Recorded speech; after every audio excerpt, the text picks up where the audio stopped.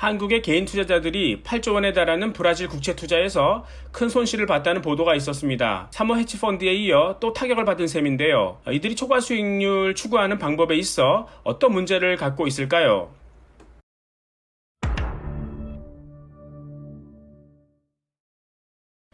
투자 수익률은 참을 수 없이 낮아진 가운데 금융소득에 의존할 수밖에 없는 은퇴 인구는 계속 늘어납니다. 파이낸셜 타임즈는 한국인이 세계에서 가장 큰 구조화 상품 수요자라고 보도했었습니다.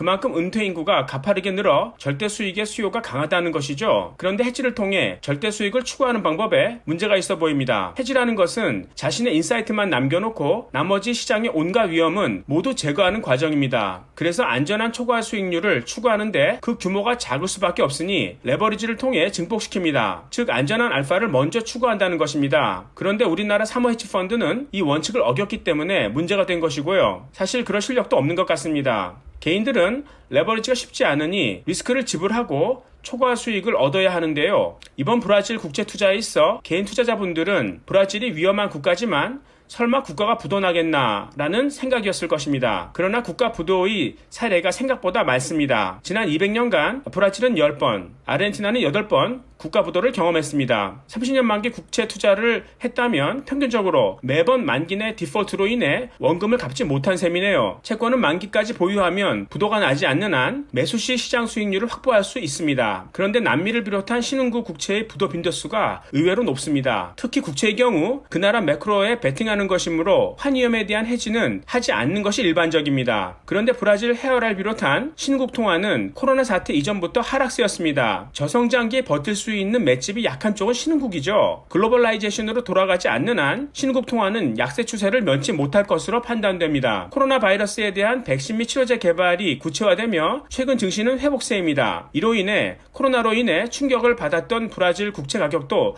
다소 회복될 수 있겠지만 데드캣 바운스 정도로 보입니다. 그렇다면 개인들이 추구할 수 있는 상대적으로 안전한 초과 수익 기회는 무엇일까요?